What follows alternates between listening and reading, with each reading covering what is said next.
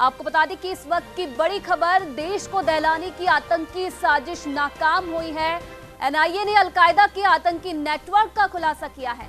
NIA ने al Qaeda के 9 आतंकियों को गिरफ्तार किया है। केरल के एर्नाकुलम से 3 आतंकवादियों को गिरफ्तार किया है, जबकि पश्चिम बंगाल के मुर्शिदाबाद से 6 आतंकी गिरफ्तार। आतंकियों के निशाने पर राजधानी दिल्ली थी, लेकिन उससे पहले एनआईए ने अलकायदा मॉड्यूल मामले में छापेमारी की और आतंकी साजिश को नाकाम कर दिया। तो बड़ी खबर, एनआईए ने अलकायदा के आतंकी नेटवर्क का खुलासा किया है।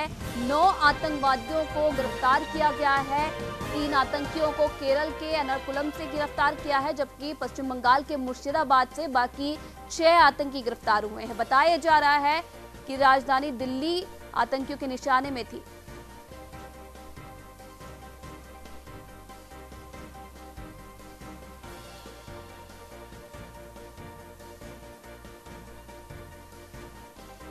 वही खबर पर जरा बातचीत करें, हमारे साथ रक्षा विशेषज्ञ संजीव श्रीवास्तव जी जुड़ रहे हैं। संजीव जी, बहुत बहुत स्वागत है आपका न्यूज इंडिया में। एक बड़ी कार्रवाई को एनआईए ने अंजाम दिया है। कुल मिलाकर आतंकवादियों के जो साजिश रची जा रही थी उसका पर्दाफाश क्या है? क्या कुछ फिलहाल, अगर पूरी खबर पर नजर डालें तो क्या कुछ फिलहाल जानकारी मिल रही है? किस बड़ी साजिश को ये अंजाम देने की फिराक में थे? जी धन्यवाद। जी देखिए, अल कायदा 2014 से इंडियन सब कॉन्टिनेंट में फिर से अपना सिर उठाने की कोशिश कर रहा था। अल कायदा जिसके ऊपर अमेरिका ने बहुत बड़ी कार्रवाई की थी सितंबर 11 2001 की घटना के बाद, उसके बाद अल कायदा कमजोर पड़ा था और उसका स्थान इस्लामिक स्टेट ISIS ले रहा था। लेकिन अब ये देखने में आ रहा है वर्तमान समय में कि इस्लामिक स्टेट का जिस तरीके से इराक और सीरिया में पतन हुआ है, उसके बाद अल कायदा फिर से अपना सिर उठा रहा है। और अल कायदा की ये जो सारे ऑपरेशन है ये पाकिस्तान बेस्ड होते हैं। ये पाकिस्तान के अंदर बैठे हुए जो अल कायदा के आका हैं, और बहुत संभव है कि अल कायदा का जो सरगना सलमान जवाहिरी, बहुत संभव है कि वो पाकिस्तान में भी छुपा हुआ हो सकता है।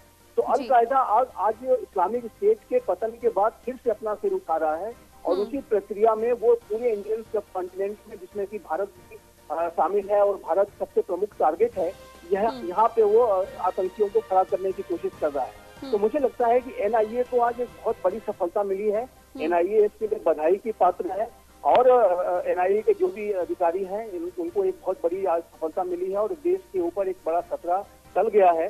क्योंकि ये जो वेस्ट बंगाल और केरला में इस तरीके का अरेस्ट किया जाना, निसंदेह एक बहुत बड़ी सफलता है। और इससे ये पता चलता है कि जो रेडिकल इस्लामिक जिहादी विचारधारा को फॉलो करने वाले जो भी पाकिस्तान बेस्ड आतंकी हैं, वो भारत को किस तरीके से घेरने की साजिश कर रहे हैं। दूसरा, इसमें ये भी देखने में आया है कि ये सोशल मीडिया का इस्तेमाल करते हुए तमाम भारत के युवाओं को बरगलाने की और उन्हें सराफी जिहादी विचारधारा, रेडिकल जो कट्टर इस्लामिक आतंकवादी विचारधारा में धकेलने की कोशिश कर रहे हैं, उन्हें बरगलाने की कोशिश कर रहे हैं। तो सोशल मीडिया के ऊपर भी अब भारत सरकार कड़ी वॉच रख रही है, और जो आतंकी जो जहाँ कहीं भी हो सकते हैं भारत के अंदर, और चाहे वो वेस्ट बंगाल के इलाके हों, चाहे केरला के इलाके हों, या अन्य देश के जो अन्य इलाके हों, कि जहाँ पर जो है इस तरीके के रिक्रूटमेंट का काम चल रहा है सीक्रेट तरीके से, उसके ऊपर भारत की एजेंसी की बहुत कड़ी नजर है, बहुत कड़ी वॉच है। और भारत की आतंकवाद के प्रति जो नीति है वो 0 टॉलरेंस की है।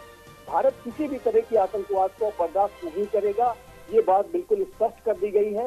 और यदि ये आतंकी संगठन किसी भी तरह की घटना को भारत में अगर करने में कहीं सफल हो गए, तो भारत इसकी वैसे ही कार्रवाई करेगा, वैसे ही जवाब देगा, जैसे कि पिछली 2 स्ट्राइक्स में दिया गया है। और जाहिर है कि ये जो रिक्रूटमेंट चल रहा है ये पाकिस्तान बेस्ड है, इसमें पाकिस्तान की जो ISI आर्मी भी शामिल होती है, पाकिस्तान के अन्य आतंकी संगठन भी शामिल होते हैं, और ये सभी मिल करके भारत को अस्थिर करने की और घेरने की कोशिश कर रहे हैं, और अल कायदा को फिर से खड़ा करने की कोशिश कर रहे हैं। जबकि ऐसे समय में कि जो इस्लामिक स्टेट कमजोर पड़ा है, उसका इराक और सीरिया में पतन हुआ है। तो मुझे लगता है कि ये बहुत बड़ी सफलता है। एनआईए को आज एक बहुत बड़ी सफलता मिली है, और देश के ऊपर एक बड़ा खतरा टल गया है। जी, और लगातार जिस तरीके से अगर जितना अलकायदा के बारे में जानते हैं तो कहीं ना कहीं पाकिस्तान से सीधे तार इसके जुड़े हुए रहते हैं।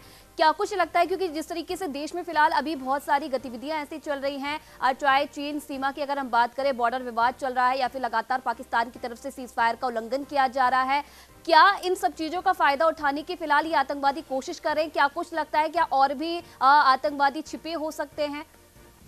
जी, ये आपने बिल्कुल सही कहा कि पाकिस्तान, चाइना और आतंकी, ये जो तीनों इस तरह का जो 2.5 जिसको बोलते हैं 2.5 फ्रंट का जो वॉर है, ये छेड़ने की कोशिश कर रहे हैं। इसमें चाइना भी भारत को अस्थिर करने की कोशिश कर रहा है, पाकिस्तान भी कर रहा है, वो इसके साथ ये आतंकी संगठन भी कर रहे हैं। और इन आतंकी संगठनों को पाकिस्तान की जो ISI है, जो आर्मी है, उसका पूरा सपोर्ट रहता है। ये पाकिस्तान की आतंक परस्त नीति का हिस्सा है। पाकिस्तान की आर्मी और ISI के लिए ये जो आतंकी हैं वो स्ट्रेटेजिक एसेट का काम करते हैं और वो पाकिस्तान आज भी आतंकवाद को अपने इंस्ट्रूमेंट ऑफ स्टेट पॉलिसी के तौर पे इस्तेमाल करता है और उसे भारत से को अस्थिर करने की कोशिश करता है। तो ये इस बात की संभावना निसंदेह है कि और भी आतंकी हो सकते हैं और भी आतंकियों की के ऊपर कड़ी वॉच रखने की आवश्यकता है। अभी जो है कल ही पुलवामा जैसी एक कश्मीर में एक घटना को कराने से रोक दिया गया। वहाँ पर भी जो है हमारी एजेंसी को बहुत बड़ी सफलता मिली कि जब एक सुपर 90 एक्सप्लोजिव को का जो है 52 किलो का जखीरा वहाँ बरामद किया गया और जो कि पाकिस्तान एक पुलवामा जैसी घटना को कराने की कोशिश कर रहा था, एक ऐसे समय में कि जब भारत और चीन के बीच में बहुत इंटेंस फेस ऑफ है और लगातार LOC पर भी पाकिस्तान की तरफ से जो है क्रॉस फायर जो है सीज फायर वायलेशन की घटनाएं की जा रही है। तो जाहिर है कि ये जो पाकिस्तान, चाइना और आतंकियों का जो नेक्सस है, ये 2.5 फ्रंट का वार भारत के अगेंस्ट में छेड़ने की कोशिश कर रहे हैं। लेकिन भारत बहुत कैपेबल है, भारत बहुत जो है हर तरीके से तैयार है। कश्मीर में हमारा ऑपरेशन ऑल आउट चल रहा है, पूरे देश में आतंकियों के ऊपर कड़ी नजर रखी जा रही है और इसी प्रक्रिया में आप देखिए तो एक बहुत बड़ी सफलता आज अनुयायियों को मिली है।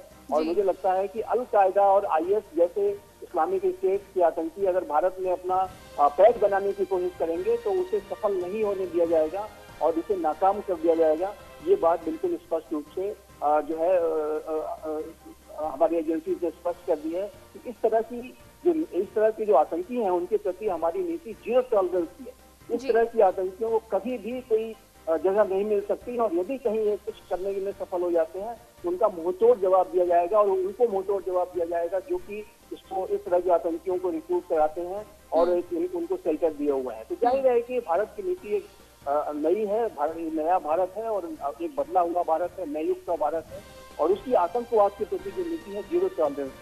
आतंकवाद के मुद्दे पे भारत विश्व का लीडर बनकर के उभरा है। आतंकवाद के ऊपर भारत अब वैसे ही कार्रवाई करता है जैसे कि बड़े देश करते हैं, जैसे अमेरिका करता है, जैसे यूरोपियन कंट्रीज करते हैं, जैसे इजराइल करता है, उस तरह की कार्रवाइयां भारत कर रहा है। हाँ, चलिए बहुत बहुत धन्यवाद संजीव श्रीवास्तव जी तमाम बातचीत करने के लिए और तमाम जानकारी हमारे दर्शकों को देने के लिए। तो बड़ी खबर इस वक्त की आप देख रहे हैं, NIA की बड़ी कार्रवाई, अल-कायदा के आतंकी नेटवर्क का खुलासा NIA ने किया है।